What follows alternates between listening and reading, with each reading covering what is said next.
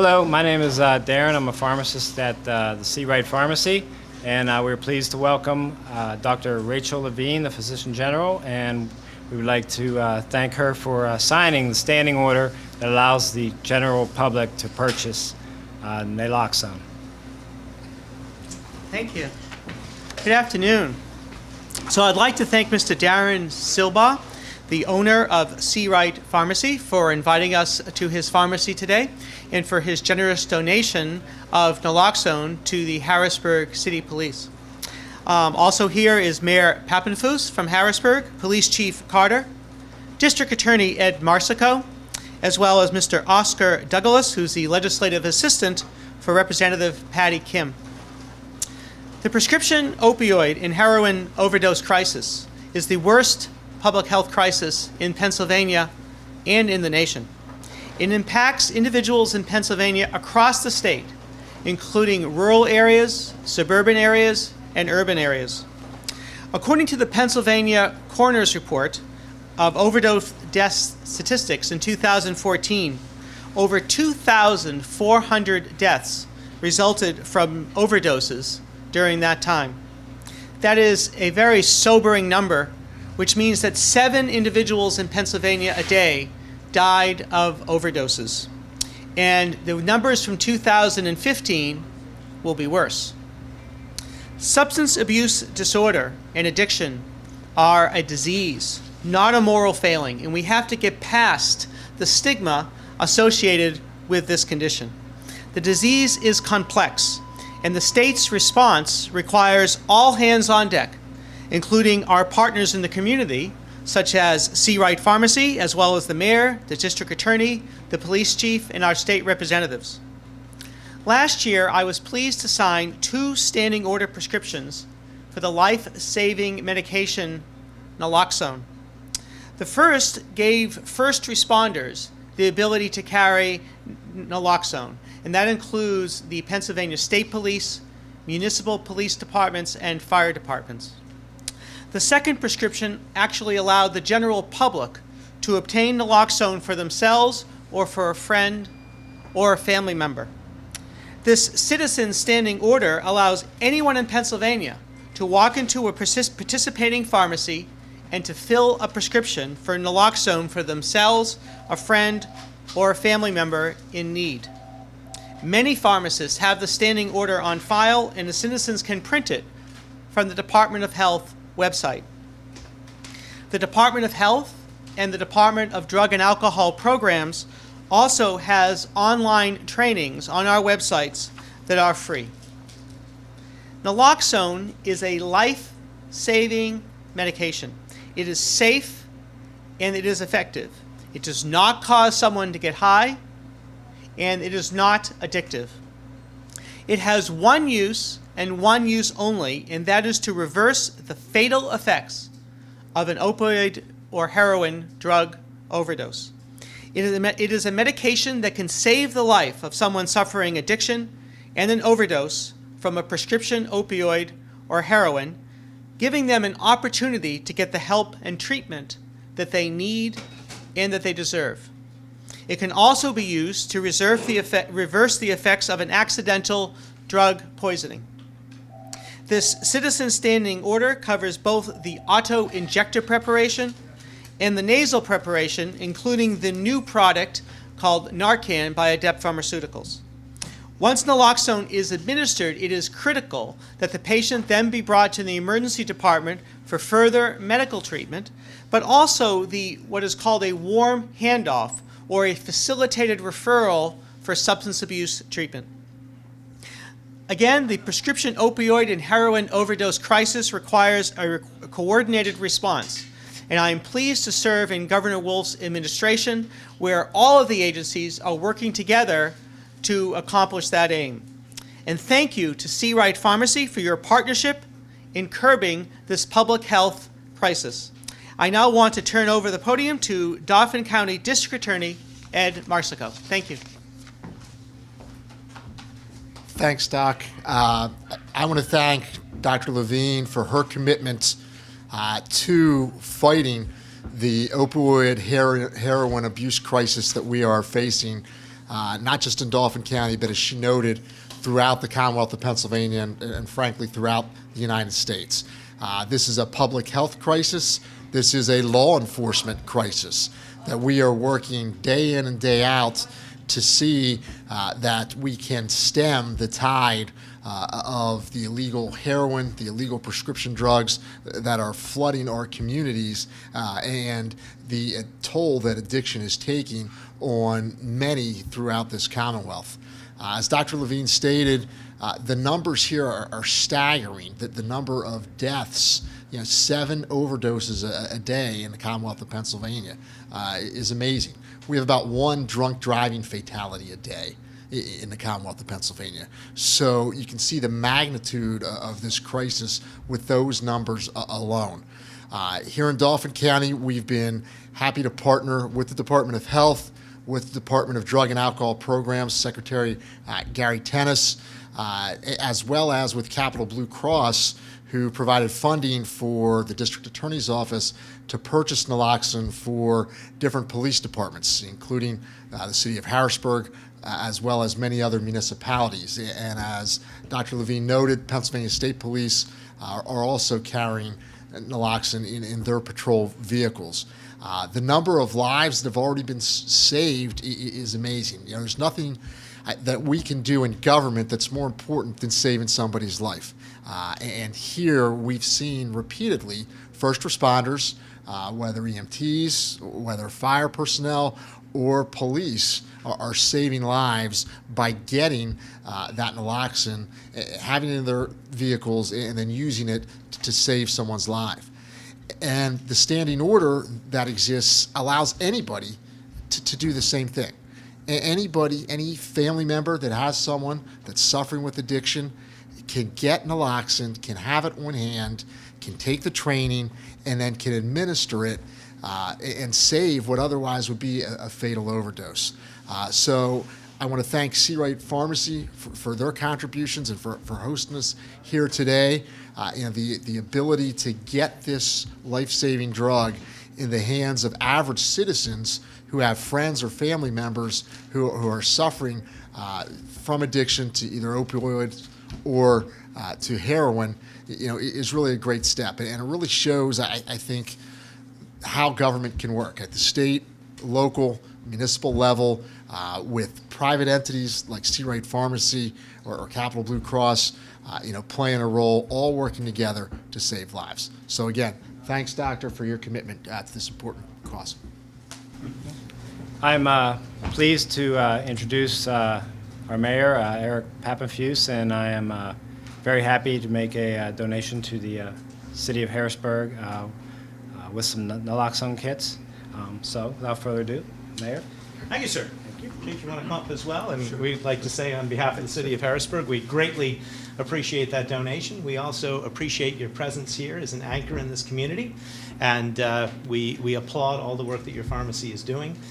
We thank the Physician General for her courageous stance in making this drug, naloxone, more widely available. And together we're going to work to get a handle on this public health epidemic. So thank you, sir. Chief is with me here today because we wanted to stand in solidarity with the Surgeon General, with the pharmacist, with the DA to say that we are committed to working with the community to help save lives. In just the short period of several months, and the chief brought me the latest statistics, we have saved over 30 individuals' lives in the city of Harrisburg with the use of naloxone. 30 individuals. The names are staggering. The reports are all too common. And I wanted to take a moment to say that I knew and still know one of the people whose lives was saved. Not far from here, in a house very similar to the older houses that we see behind us on 6th Street, there was a newlywed, a friend, an acquaintance of mine that I knew. Spouse had no idea that their spouse was currently addicted to heroin. The newlywed went into the bathroom after a normal conversation and didn't come out. And it was only after a matter of some minutes that the newlywed spouse opened the bathroom door, found found his loved one lying on the floor unconscious and called the Harrisburg Police Department.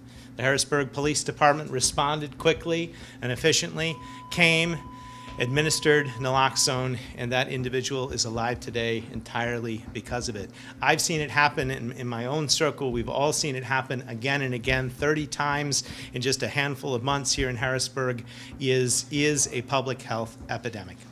And we've all got to work to help publicize the fact that this life-saving drug is available without a prescription at pharmacies like this today. And the Harrisburg Police are going to continue our efforts to utilize it as much as possible and to treat this heroin epidemic as the public health crisis that it deserves to be treated as. So thank you again to the Physician General. Thank you to this pharmacy. Thank you to Chief Carter. Your officers have embraced the drug and have used it well. And we will continue the fight.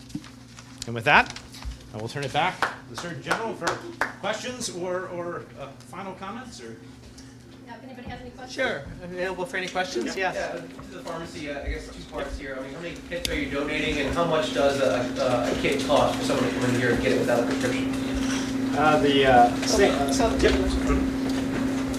A single dose is approximately $55 or $60, and a double dose is almost $100, between $90 and $100. There is a new, and the Physician General we were just discussing it, a new brand name coming out. It's actually called Narcan, which is the original brand name for naloxone. Soon, I don't know when that's release date, but that will be less expensive than we can make it right now ourselves. How many doses are going to the police department? I was going to donate 5 kits. 50, you said 55 to 100, that's the price range. Can people use their insurance? I can answer that question. So many insurance companies do cover naloxone. There are 2 preparations that are covered by the standing order.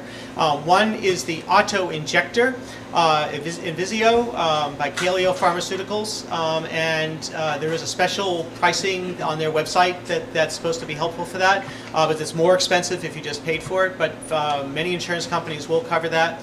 And then there's the nasal spray. There's the old nasal spray, which is available now, as the pharmacist talked about. Medical assistance does cover that. Many insurance companies do cover that. And then there'll be a new preparation, which isn't separate. It's all one kit with the nasal applicator and the medicine, which should be out shortly. And medical assistance will cover that, and many insurance. So right now, I mean, any pharmacy, CVS, Rite Aid, I mean, is it over the counter? Well, so what it's essentially over the counter. So it's by the FDA. It's not over the counter. But what my standing order does under Act 139, where a physician can write a prescription for a third party.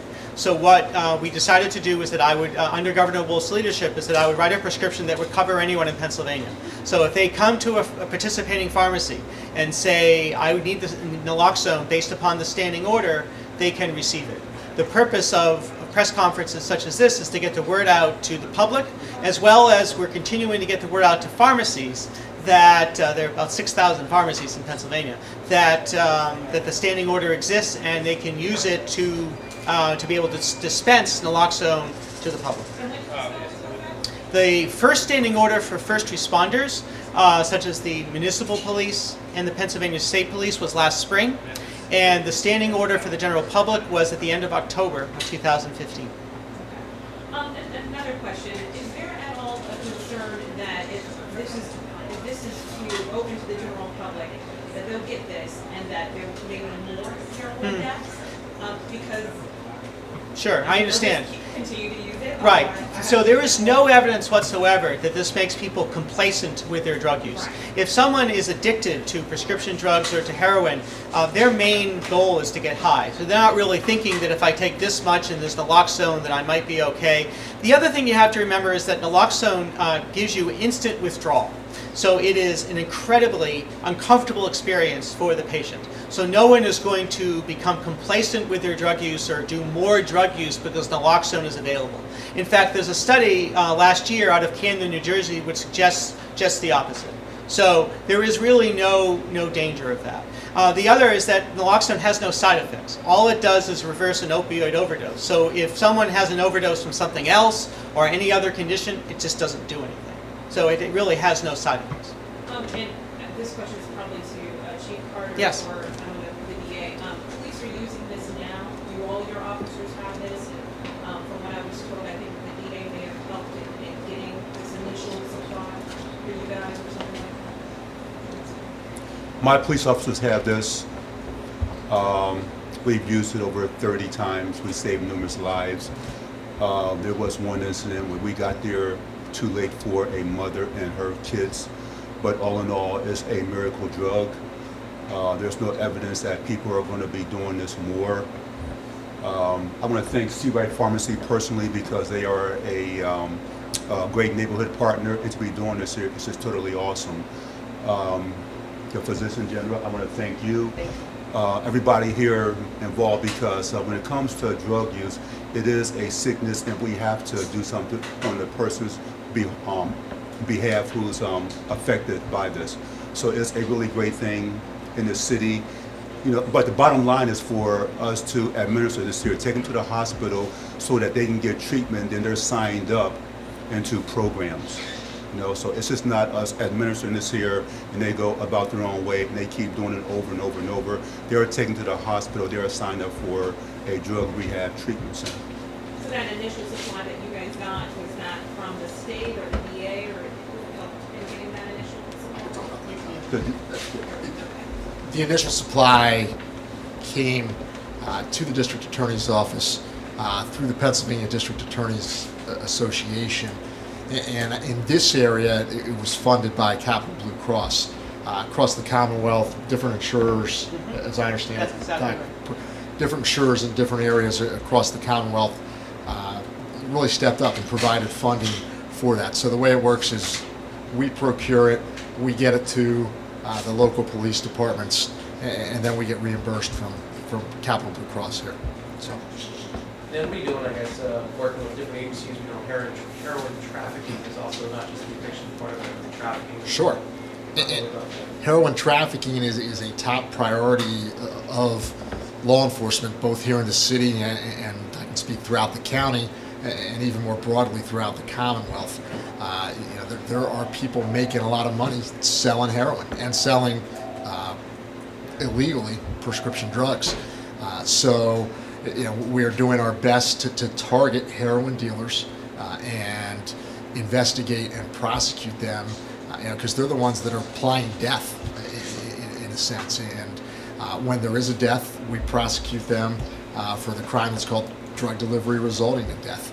And we're also working closely with our partners at the federal level on those cases with the DEA, the U.S. Attorney's Office here in the Middle District, to take a hard look, to really make sure that we're getting these heroin dealers off the streets. And you talk about, the focus, everybody looks at Harrisburg, sometimes an urban center community, where maybe the heroin's being sold, but people doing the heroin are sometimes out in the county. Yeah, I mean, heroin knows no demographic boundary.